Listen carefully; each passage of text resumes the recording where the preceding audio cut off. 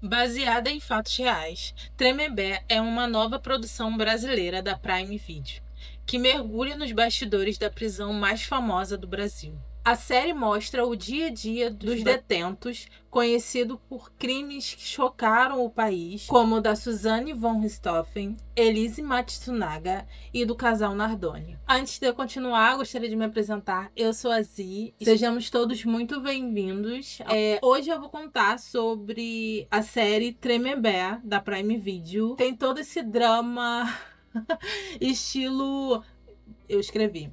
Original Daniel Black. Provavelmente estou falando a pronúncia errada, mas enfim, eu vou deixar aqui na descrição. Vale muito a pena assistir, eu gostei. Hoje eu vou falar um pouco sobre a série. Vou contar se essas pessoas elas receberam algum dinheiro pra ter sua história contada na série. E como que essas pessoas estão. Eu espero que vocês gostem do vídeo. Vambora pro vídeo de hoje. A série ela é baseada no livro do Ulysses Campbell. Cada episódio ela conta um crime que essas pessoas cometeram e os bastidores da vida prisional. Essa série ela mistura ficção com realidade. Ela se destaca pelo triângulo amoroso que aconteceu entre Suzane, a Sandrão e a Elise Matsunaga.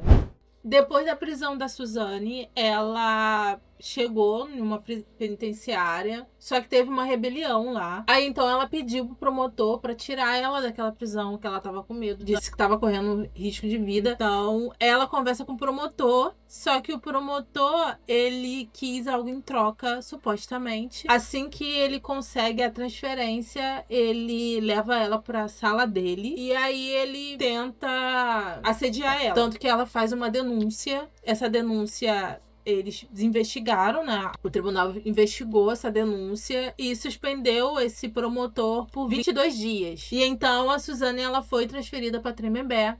Chegando em Tremembé, ela já ficou sabendo quem é que manda lá, quem é que mandava lá. Era a Sandrão. A Sandrão, ela mantinha um relacionamento com a Elise Matsunaga. A Elise, ela saiu desse triângulo, porque ela não queria. Ela descobriu, na verdade, o que estava acontecendo ali, que ela não sabia. Mas aí a Sandrão mantém um relacionamento com a Suzane.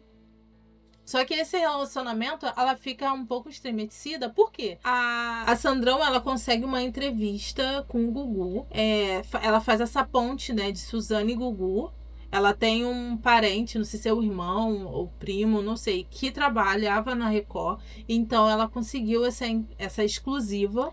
Só que ela falou pra Suzane que essa entrevista ela iria receber 100 mil. Só que, na verdade, era 120 mil. A Suzane, ela só ficou sabendo depois que a entrevista terminou e ela assinou o contrato, aí ela viu o valor lá. Então, isso fez com que esse relacionamento delas ficasse estremecida. Aí tem os irmãos Cravinhos. O Christian, ele tem um relacionamento com uma moça aqui fora, mas lá dentro, ele mantinha um relacionamento com um rapaz, que eu esqueci o nome, mas eu acho que eu vou deixar a foto dele aqui. Já o Daniel, ele fala que ele se arrepende de ter botado o irmão nesse crime. E ele fala com a psicóloga, porque lá eles têm uma sessão com a psicóloga. Todos eles passam por uma sessão com o psicólogo. E aí ele fala que o plano, né, do crime era ele, Daniel, assumir toda a responsabilidade, porque a Elise iria visitar ele na cadeia. Na entrevista de Elise pra Gugu, ela fala que ela fez o que fez com os pais por conta da herança. Que ela iria, depois que tudo tivesse feito, ela ia pegar a herança, ficar junto com o Daniel e sair todo mundo felizes para sempre. Só que não foi isso que aconteceu. Voltando pro Daniel, o Daniel ele faz uma carta pra Elise falando que esperava que ela fosse pro inferno. Ele culpa ela o tempo todo de ter manipulado ele. A Elise Matsunaga tem toda aquela relação que ela quer, faz de tudo para não perder a guarda da filha. Depois que ela fica sabendo que o sobrenome dela iria ser tirado do sobrenome da filha, então ela ficou desesperada. Mostra ali que ela falava, eu tenho uma adega de 3 milhões. Ela ficava se gabando lá dentro por ter dinheiro pela herança do esposo dela, né, do marido dela. Então a gente tem todo esse desenrolar dela em relação à filha e à família do marido dela. No Alexandre, Nardone, ele fala que a todo tempo ele fala que uma pessoa entrou no apartamento e fez aquilo que fez com a filha dele. E aí ele monta, lá eles têm uma oficina, então ele monta uma maquete para tentar mostrar evidências de que ele realmente era inocente. E aí ele fala, mas aqui tinha uma portinha, uma pessoa poderia ter entrado aqui, então foi um faxineiro, foi todo mundo, menos ele. Enfim, Jatobá, ela tem toda essa questão com os filhos. Ela fala que ela quer ver os filhos, que ela tem medo de tirarem a guarda dela. E agora eu vou contar um pouquinho sobre como que essas pessoas estão, se essas pessoas vão receber algum dinheiro por conta dessa série, né? A Sandrão, ela foi condenada em 2025 por sequestro e homicídio de um adolescente de 14 anos em Mogi das Cruzes, apesar dela alegar que foi coagida a participação do crime. Acabou sendo condenada a 27 anos de prisão, a pena foi reduzida para 24. Desde 2019 ela cumpre em regime aberto.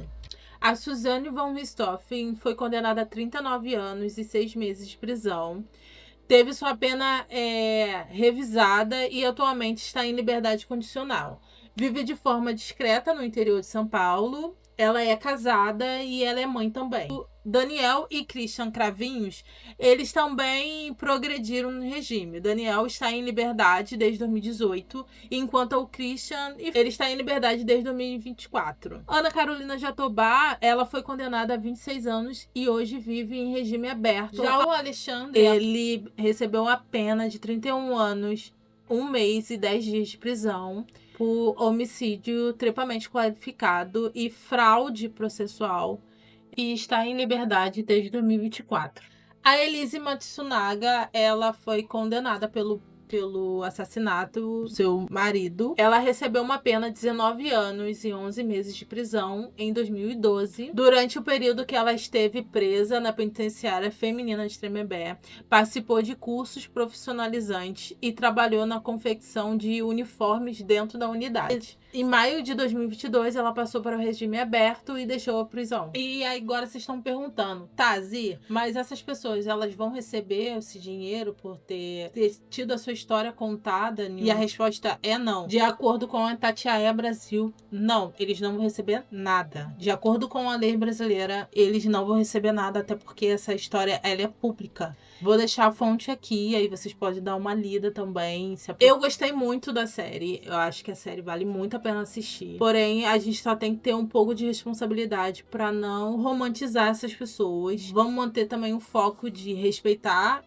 as vítimas e os seus familiares. A série, ela não se preocupa em contar a história das vítimas, e sim as bastidores dessas pessoas lá na prisão. Vale muito a pena assistir. Espero que vocês tenham gostado do vídeo de hoje. Esqueça de curtir, comentar o que vocês acharam sobre. Lembrando mais uma vez, as fontes adicionais estarão aqui na descrição do vídeo. Hoje, por enquanto é só. Tchau, tchau. A série, ela me lembrou um pouco Origins. Então, tem toda aquela questão de drama penitenciário. Original Daniel Black. Eu acho que eu pronunciei certo. Original Daniel Black. Provavelmente eu pronunciei errado, mas eu vou deixar aqui na descrição.